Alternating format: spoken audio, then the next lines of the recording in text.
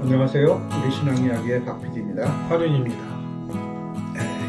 이번 시간에는 찬양, 찬송, 찬양 이렇게 얘기하죠. 네. 찬양하면은 어떤 문제가 있을까요?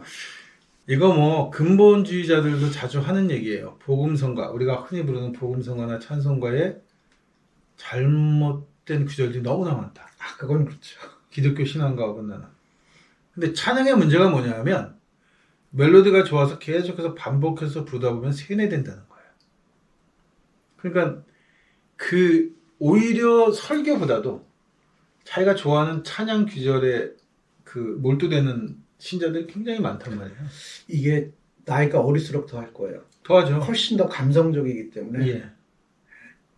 그리고 더더군다나 요즘에는 이제 영상 세대일수록 그런 훨씬 감성적이고 예민하기 때문에 그런 부분들이 굉장히 강하죠. 그러니까 모교기도 해갖고 저기 어디죠? 두란노니 그런 데 갖고 온갖 찬양단들이 굉장히 많죠. 왜 많죠. 예수 찬양단도 있고. 그래서 저는 반대합니다. 찬양단들에 대해서는. 요만한 애들이 이제 말 배운 애들이 앉아가지고 애들 많이 부르는 찬양 중에 돈으로도 못 가요 하느님 나라. 거기다가 좋아요 그거는. 그 다음에 마음 착해도 못 가요 하느님 나라 이렇게 어려서부터 가르쳤어요. 그러니까 이렇게 찬양을 계속 불러 애들이 마음 착해도 하늘나라에 못 가 그랬더니 왜 착해도 하늘나라에 못 가라는 의심이 생기죠. 그때 교회에서는 인간은 모두 다 죄인이라서 그래. 이렇게 설명해버리면 그냥 존재하지도 않는 원죄를 그냥 훌렁 인정해버리는 거예요. 그냥 의심의 여지가 없이 속죄론과 대성론에 대한 기독교의 기독론이라는 그 자체를 통으로 그냥 내용도 모르는 상태에서 그냥 먹어버리는 현상이 벌어지는 거예요. 근데 특히 애들이 부르는 찬송가일수록 문제가 많아요. 교리를 단순화시켜서 얘기해요. 너무 지나치게 단순화시켰는데 그게 잘못 단순화시킨 거죠. 더군다나 기독론의 입장에서 가장 입맛에 맞는 쪽으로 단순화시켜놓은 찬양을 애들이 계속해서 부른단 말이에요. 어려서부터. 그러니까 모태신앙 가진 사람들 정말 어려운 거예요.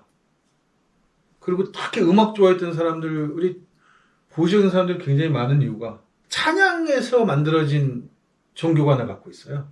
자기네들이 불렀던 복음성에서 만들어진 그리고는 약간 드라마틱하게 만들려고 무슨 상황들 묘사한 엠마오 가는 길에 누구를 만났다느냐 이런 그런 찬양들을 늘 부르면서 자기가 찬양으로 불렀던 것들은 그대로 존재한다고 생각하는 거죠. 굉장히 그리고 오래 가죠. 오래 갑니다. 이게 흔히들 이제 또 교회에서는 찬양 그러면은 가락이 있는 기도. 근데 이 찬양을 하는 이제 특히 물론 찬양단 이런 거 유튜브에도 많이 올라오는데 보면은 막 울어요. 그렇게 하면서 훈련되어진 거예요. 저는 그냥 그렇게 훈련되어져 왔다고 생각하는 거예요. 근데 그렇게 하고 나서 자기가 어떤 대단한 체험을 했다고 생각을 하는 모양이에요. 하죠. 합니다. 찬양이라는 것도 사실 그 역사가 있잖아요. 있어요. 힘이라고 해가지고, 그러니까 처음 시작을 할 때는 오로지 하느님의 사랑, 하나님의 영광, 역사 이런 것들을 말 그대로 찬양하는 거예요. 네. 서사시 같은 거죠, 일종의. 그러니까 그거 이외에 다른 건 찬양이 아니었어요. 찬양이 아니었어요. 이제 그러다가 이제 시대가 흘러오다 보니까 이제 신에 대한 것만 얘기가 되는 게 아니라 인간 쪽으로 내려와요. 그렇죠, 내려와요. 그러면서 나는 하느님을 이렇게 사랑해. 나는 하나님을 이렇게 찬양해. 그리고 나는 이렇게 고백해. 이런 식으로 인간적 차원에서 이제 내용이 다뤄져요. 물론 신과 연관되는 거죠. 신과 연관이 있죠. 그러다가는 이제 더 흘러오면은 하느님 얘기는 별로 그렇게 많이는 안 하지만 거기에 비유해서 상징적으로 마치 연인 간의 관계처럼 이렇게 얘기가 되는 거죠, 또. 네.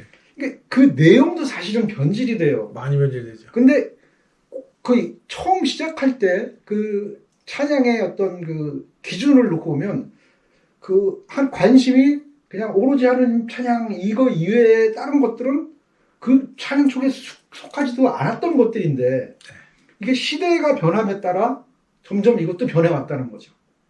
그러니까 교회가 악기를 사용하는 악기 사용 발달사를 보게 되면 그것도 그렇죠. 찬양사하고 맞아떨어지는 부분이 되게 많아요.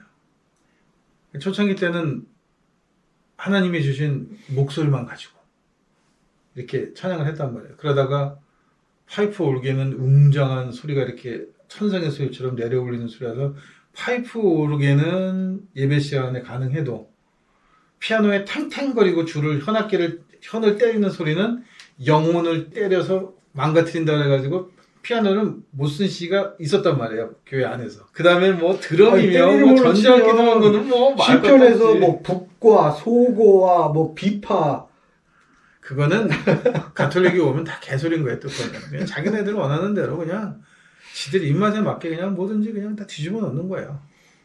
그리고는 결국은 지금도 보면은 이제 아카펠라 팀들이 많아요. 정교회 쪽도 많고 좋죠. 노래 부르는 거 보면 굉장히. 근데 그 내용들이 대부분 다 그 내용들이란 말이에요. 아까 말한 대로 신에 대한 이야기지, 신에 대한 서사시에 대한 이야기지, 인간의 얘기를 그렇게 거창하게 부르지 않는단 말이죠. 그러니까 이제 팝 음악이 유행하고 그 대중음악이 하면서 이제 소위 말하는 가스펠 복음송이라는 게 나오기 시작하면서 한동안 이 멜로디가 세속적이라고 또 교회에서 안 된다는 어떤 멜로디가 성스럽고 어떤 멜로디가 세속인지 모르겠지만 그 멜로디를 가지고 또 그리고 하나님은 화성을 안 좋아한다 그래가지고 화음을 쓰지 않았다고 그래 한동안 가톨릭. 그러다가 성공회는 화음이야말로 하나님이 사랑하시는 거라서 뭐 화음을 무슨 10가지씩 이렇게 붙여가지고 엄청 복잡하게 만든 또 찬양도 부른단 말이에요. 그러니까 이게 어떻게 보면 시대를 따라서 뭔가를 해야만 하는 거죠. 특히 교인 자꾸 종교로부터 이제 기독교 석세 종교로부터 자꾸 사람들이 멀어져가는 추세니까 이 사람들을 끌어모으는 수단으로 노래들이 예배 한 분야가 아니고 특히 복음성은 그런데 집회를 하면서 사람들의 관심을 끌어모으는 그래서 저는 이거 가스펠을 저는 선동가라고 부릅니다. 사람 마음을 선동하는 거예요. 그 과격한 북소리 그 강력한 리듬 그 다음에 그 막 터져나갈 듯이 고음 그러니까 젊었을 때 왜 그 나이트클럽이라는 데를 고고장을 가면 스피커 대형 스피커 앞에 서면 내 심장이 같이 뛰잖아요 이렇게 그러면서 거기 사람이 흥분하잖아요 그것처럼 이거 집단 최면술에는 나오는 아주 기초적인 방법이란 말이죠 군중들을 모아놓고 군중들을 어떻게 선동할 수 있을 것이냐 어떻게 사람들을 한 곳에 관심 갖게 하고 집중시킬 수 있는 거냐에 대한 연구들이 좀 많은데 그 중에 하나가 바로 이 악기 특히 타악기를 사용해서 리듬을 줘서 사람의 심장의 박동수를 빠르게 그거는 그거는 어느 문화에서나 다 있는 거잖아요 우리 장단도 점점 빠르면서 사람을 이렇게 막 클라이막스를 몰고 가면 벌써 장단만 들어도 이쯤 되면 여기가 클라이막스라고 알잖아요 손 빨라졌으니까 그렇게 끌어오는 형태로 찬양이라는 이름이지 말이 찬양이지 종교적인 사업을 위한 수단으로 아주 적절하게 사용됐다는 거죠. 근데 그게 아무 비판 없이 네. 그렇게 사용되잖아요. 됩니다. 그러니까는 목적은 물론 그거라고 얘기를 해요.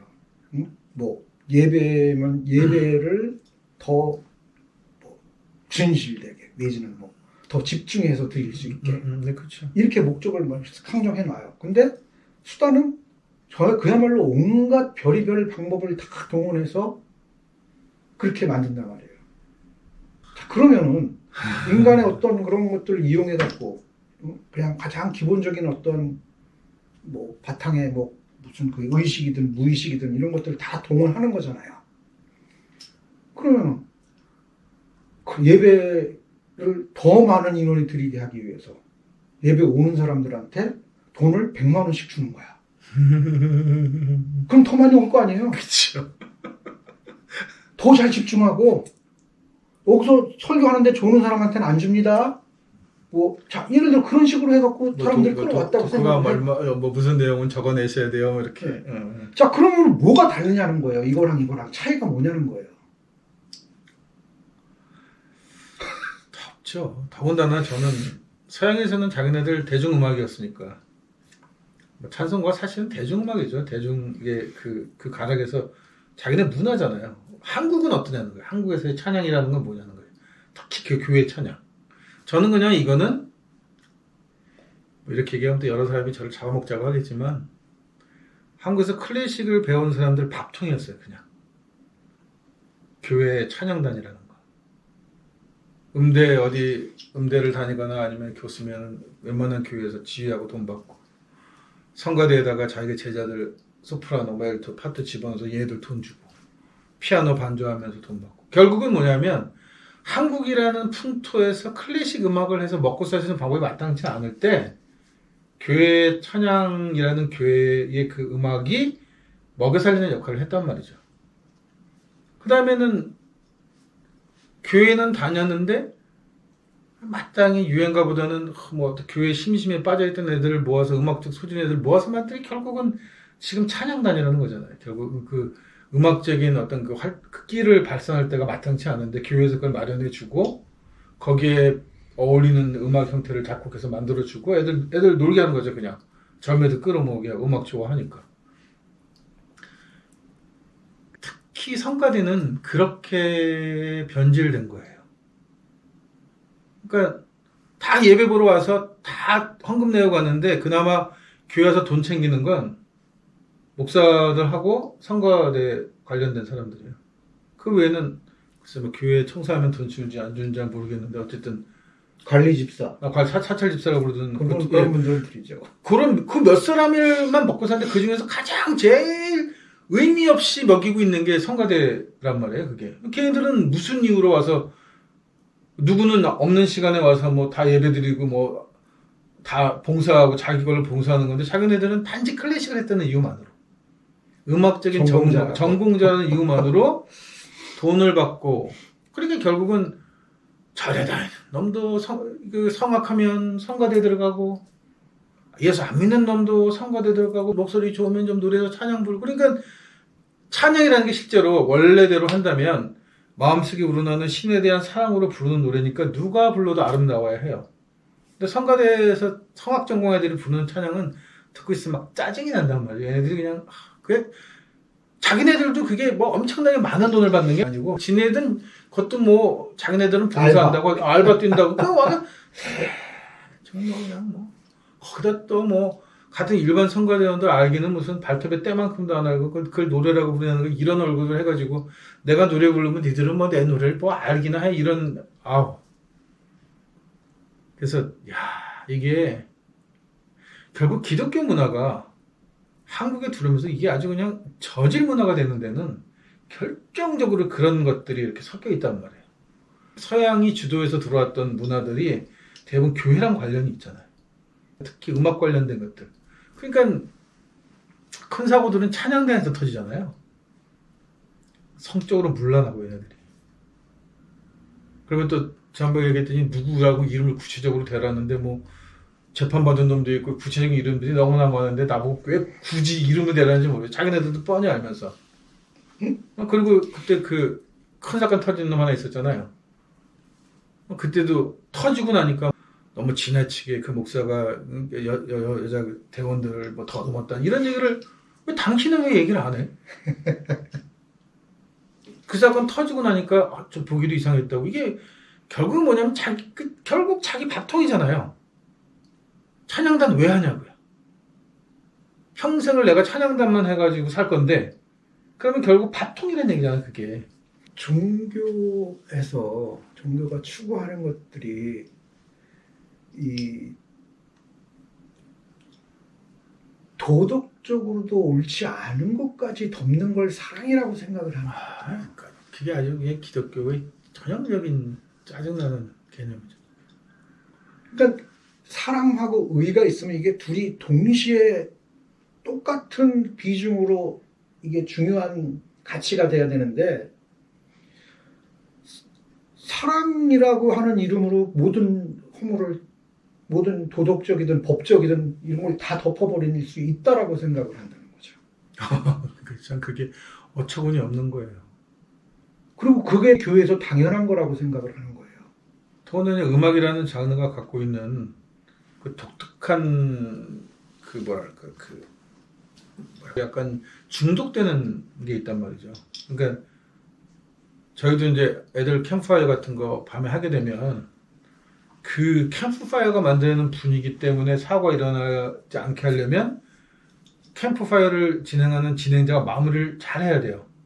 그걸 오픈으로 그냥 열어놓고 캠프파이어를 마무리 지면 그럼 몇 달 뒤에는 산부인과 하는 애들 줄을 서게 되는 거란 말이에요. 이게 왜냐면 불빛 아래에서 남녀가 눈이 맞는 거는 뭐 그러니까 결국은 그런 분위기를 위해서 캠프파이어를 잘 활용했더라도 마지막에 교육적인 입장에서 본다면 뭐 예를 들어 어머니 사랑을 노래를 부르든 뭐 부르든 어떻게 해서든지 이걸 다른 방향을 바꿔서 건강하게 끝내야 된단 말이에요. 근데 이 찬양이라는 거의 문제는 뭐냐면 아까 말한 하나님의 사랑이 이게 무한 덮어주는 사랑 쪽으로 이렇게 오픈시켜 버리는 거예요. 그러니까 뭐 개판이 될 수밖에 없는 거란 말이죠. 이게 자연적으로.